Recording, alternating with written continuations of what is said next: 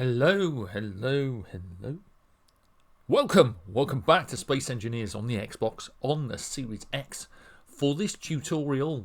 This look at power, the final part of this look at power, the nuclear option, uranium ingots and nuclear reactors. Now, this is, as I said before, a vanilla look at power. This is power in the game without mods. So for all your power needs, this is the final step, and you can find uranium in meteors if you have them on in very small amounts.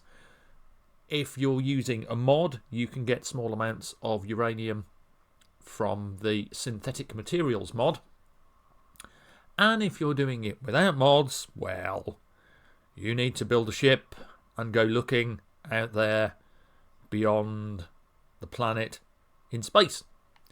But when you've got uranium, what does it look like? Well, using the handy dandy voxel tools, the voxel hand, I have brought in some uranium.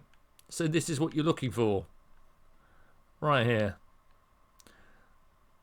This is what you'll be mining to get your ingots for your power system. Now, we are playing on my Pertum save, and we are in creative mode because for the most part I like to do these videos in creative mode so that I'm not faffing about too much. I do have my survival guide save, which I will go back to finally, and we will be having a poke outside the planet atmosphere on the Earth-like planet in that one. But until then, let's have a look at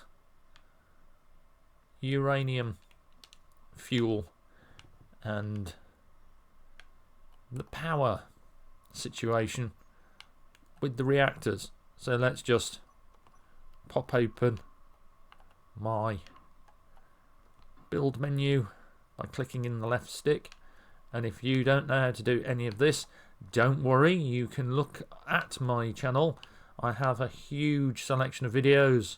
I've been doing this for nearly 4 years now on the Xbox, and I have a video for most occasions that the Xbox can do.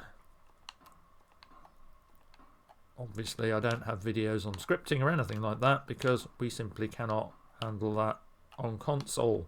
And if you're playing on the PlayStation, you can transpose the controls that I'm using to your own controller.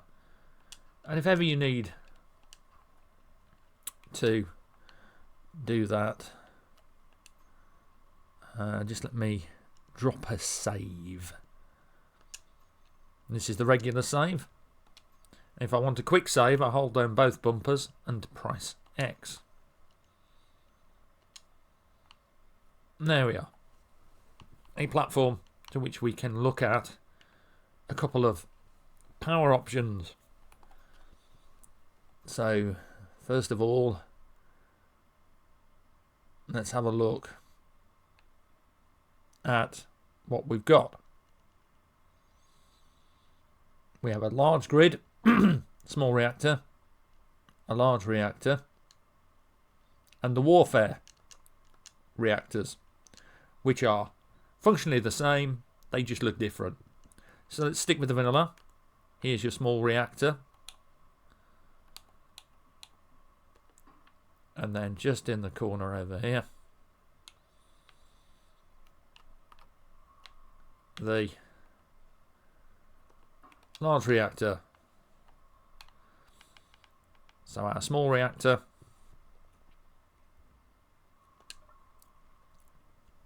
is here, and it can do 15 megawatts of power compared to our large reactor, which can throw out 300 megawatts of power. And then the reason that we like the warfare reactors is, if you look at the difference between these, and the vanilla design reactors, you can see there's a lot more thought gone into the design of your warfare reactors.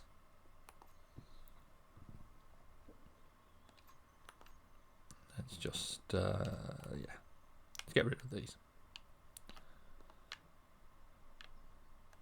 because we're only concerned with one thing. So we have our reactors, and they will be giving out power in creative without you needing to fuel them. If you need to fuel them, you need to create fuel rods, and you can do this in your refinery. Now, you can't do it in your basic refinery, so you need a regular refinery, and this is our vanilla refinery. We can also have our industrial refinery, which looks a lot nicer. And in our industrial refinery, we can make high-end ores into ingots. So let's just scoot over here to do a little bit of mining. Now, when we use the right trigger, you'll see that we are dropping ore. Come back here, you pet. But if you hold down the X button while you are mining, you will automatically pick up any ores that drop when you're mining. An extremely useful thing to remember. Let's have a look in the inventory now.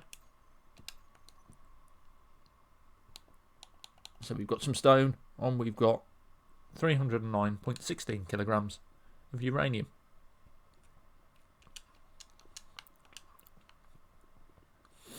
If we drop that uranium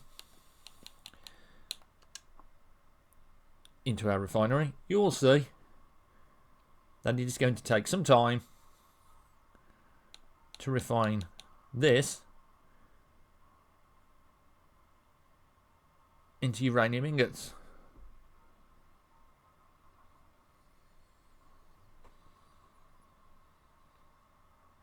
You can speed this up because there's these things on the back of refineries, and you can build, if you have the materials, modules. These modules, like this one, the speed module, let's spin it, can be snapped into these slots at the back of the refinery and used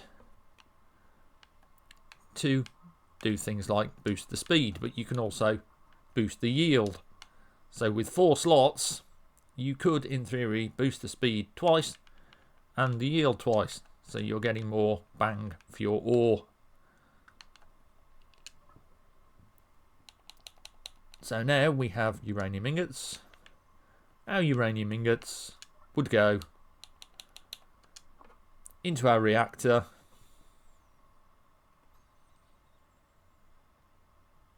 And you can see that they're outputting power, or at least if you're in vanilla mode, in non-creative mode, in survival mode, you will get power from your reactor. And that really is all there is to the power systems in Space Engineers wind, solar, uranium, and hydrogen through the hydrogen generator, which we covered last time, by the use of ice. Of course, finding uranium out there is a bit trickier. So there are a couple of things you can do. One of the things you can do is when you build a ship that is large grid, you can add to it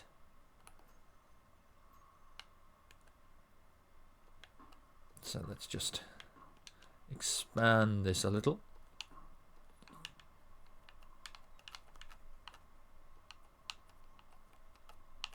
What you want to do is go into your build menu again and find your comms and hangars, and you want an antenna, and then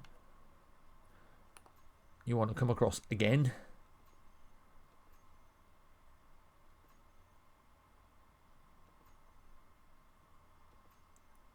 I think it's found under, where's it found there? There it is, wheels and weapons. You want an ore detector. And you get one of these large ones. Which way do I want it?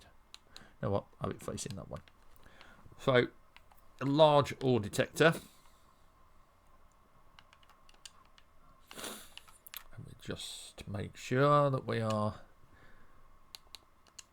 set at maximum range on a large ore detector. That's 150 meters, and we can boost using our antenna. And you can see that we've got ore obviously showing up here, and it will pick up any ore deposits within range.